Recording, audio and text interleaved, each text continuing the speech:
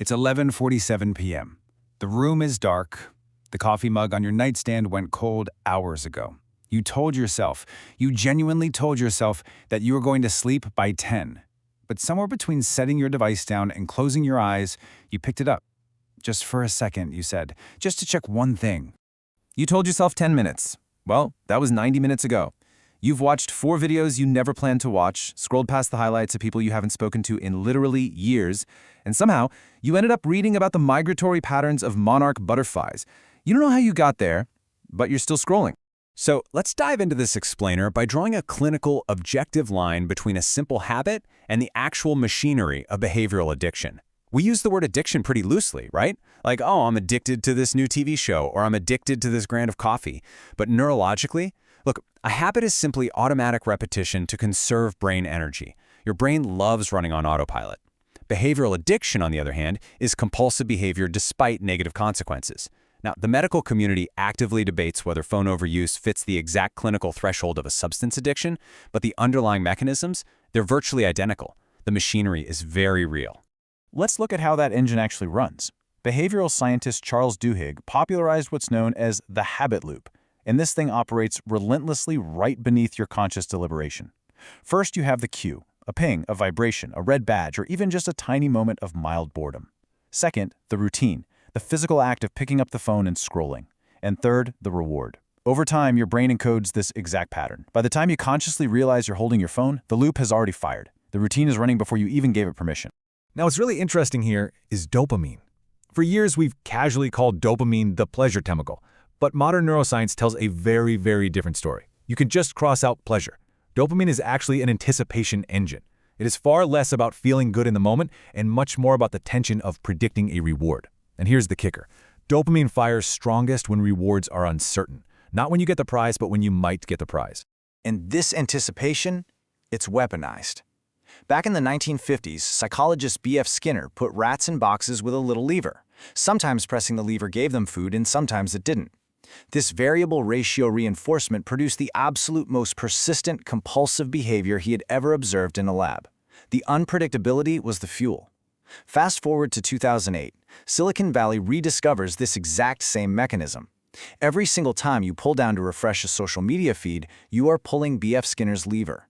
You might get a funny video, a stressful headline, a hit of social validation, or absolutely nothing at all. That uncertainty is exactly what keeps your thumb moving. Tristan Harris, a former design ethicist at Google, summarized this reality perfectly. He said, "The products we use every day are not designed around your intentions. They are designed around your impulses." I want you to really think about that. Losing track of time on your phone is not an accident. It's not a bug. It is the intended, engineered outcome of systems built by some of the smartest people on the planet. And they execute this using a highly specific engagement toolkit. Infinite scroll, red notification badges, social likes, autoplay and recommendation algorithms. These aren't just neat little features. No, they are the highly calibrated gears of a pocket-sized slot machine, moving at a fast, anxiety-inducing rhythm to capture the one thing you can never, ever get back: your attention.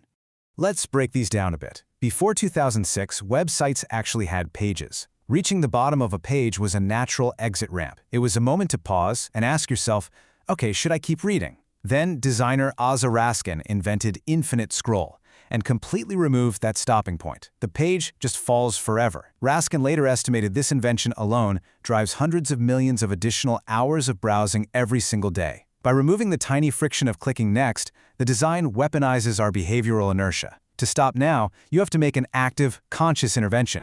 Then, of course, there's the red notification badge.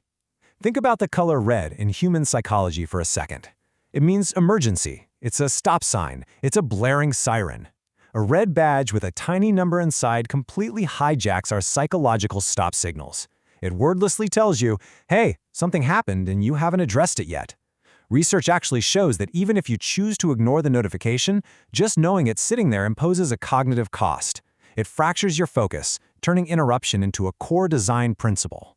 And then we get to the algorithms, the invisible hand selecting exactly what you see next.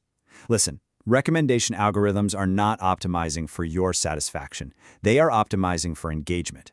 They are trained on billions of data points to predict exactly what will keep you on the hook. And what keeps human beings engaged? Emotionally provocative content, outrage, anxiety, excitement. The algorithm is cold, it's clinical, and it's precise. It honestly doesn't care if a video makes you deeply anxious, as long as you don't look away. All of this brilliantly engineered engagement serves one macroeconomic reality, a model that explains exactly why these platforms demand so much of your attention in the first place. You ready? You are not the customer. You are the product. In what legal scholar Tim Wu calls the attention economy, the flow of money is clean and totally emotionless. Step 1, the user logs on for free. Step 2, the platform captures their attention. Step 3, the platform packages that attention. Step 4, the advertiser pays to access it. And Step 5, the platform generates revenue. The longer you stay glued to the screen, the more your attention can be sold. Any barrier to your access, like a subscription fee or a design that actually encourages you to log off, would literally reduce their revenue. Every single minute you spend equals inventory. Your finite time, your life, your evening, your sleep is their unlimited inventory. That is the fundamental business model. Now, the real-life impact of this ecosystem is highly measurable, and we can look at it cleanly without giving in to moral panic. Cognitively, researchers like Gloria Mark have found that constant task switching and attention fragmentation drastically reduce our ability to do deep work. Physically, we know the blue light from our screens suppresses melatonin. But even more importantly, the emotional stimulation revs up our nervous system right when we need to be winding down for sleep. And mentally, the curated highlights of billions of lives are on permanent display. This directly drives up social comparison, which correlates strongly with anxiety, particularly in younger users. So we absolutely need to dispel a massive, pervasive myth right now. The myth is, oh, it's just a lack of self-control, you should just put the phone down. But the reality? You are fighting a multi-billion-dollar engagement system.